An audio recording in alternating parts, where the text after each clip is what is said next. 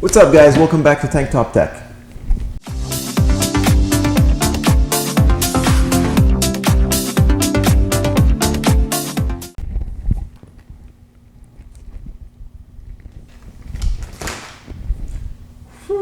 Anyway guys, thanks for coming back and watching this new video. Today we're doing something a little bit different. We've put together a 1080p build specifically for 1080p gaming at ultra settings, the maximum possible we can on any possible game, whether it be a 2018, 2017, 2019, 2016 title, it doesn't matter as long as it's 1080p and ultra setting. The other extra component that we've added to this system is that we've done some custom work as far as trying to color match, without any RGB of course, the case, the video card, the cooler, the RAM and everything, and try and make it an Intel fanboy blue build. That's right. Very hard to find a blue GPU, but hey, we've done something a little special, so we're going to show you that later on in the video.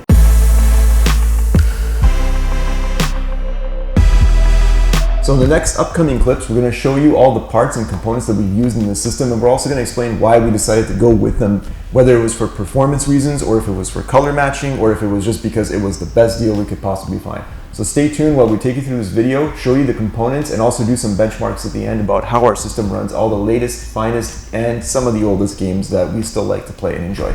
Stay tuned.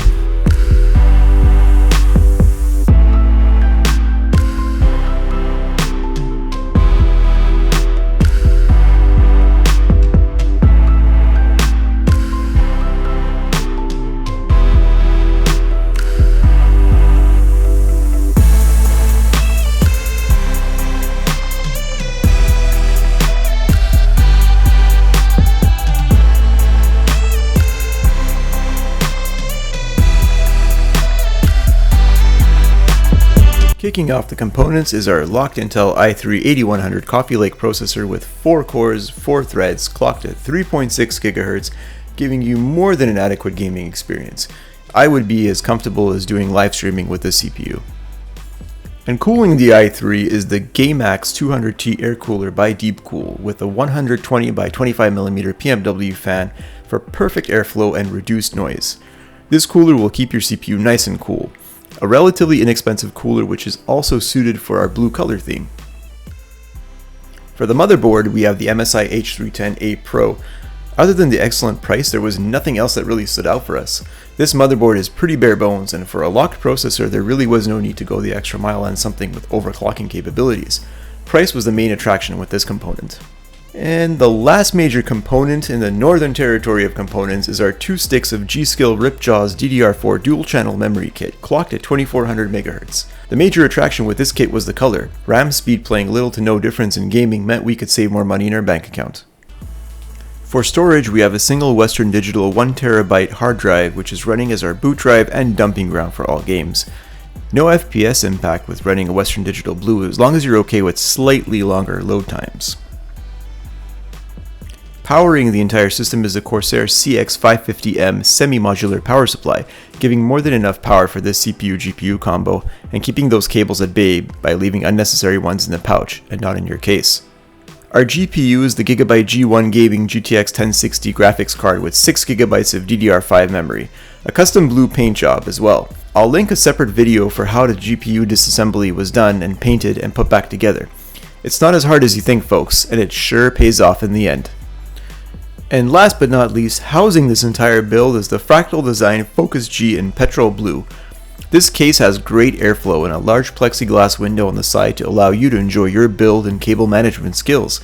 There is no basement shroud on this case, so with the case door open, the PSU exposes a lot of cables on the bottom. Even with my ProSkill cable management skills, you can still see the PCIe cables and SATA cables bunch up in the PSU section. Still a great case for the amount of money you spend.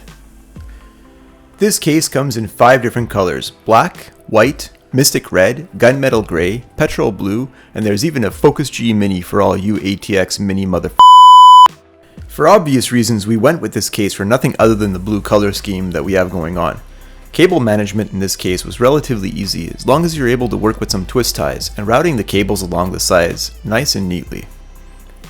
And with all that being said, we can all agree that this build certainly looks nice. It has a color scheme that matches, it has great components, excellent cable management, and minimal RGB nonsense. So how does it hold up to real-world gaming? So I ran some benchmarks on a few popular titles such as The Division 2, Destiny 2, Apex Legends, and Overwatch. All settings were set to highest or ultra, at 1080p, and with The Division 2 we enabled the DirectX 12 renderer. I was quite surprised with the results. Not just performance, but with the temperatures, noise, and stability as well. Enough talk. Who the hell am I to tell you what to think? Let's jump into the results and just see how the blue build held up.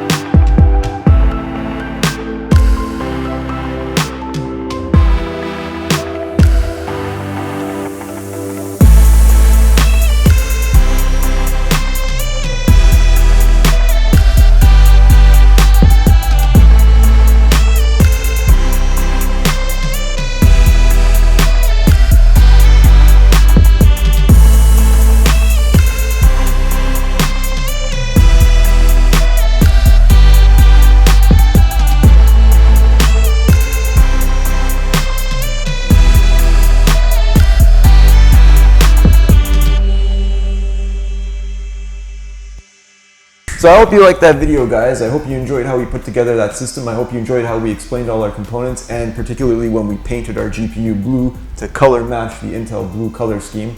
I think that was a pretty cool idea. And there's nothing stopping anyone from doing that to color matching their own builds. It's very simple, as you can see. Anyone can take apart a GPU and put it back together, and it doesn't have to be blue, obviously. It can be any color.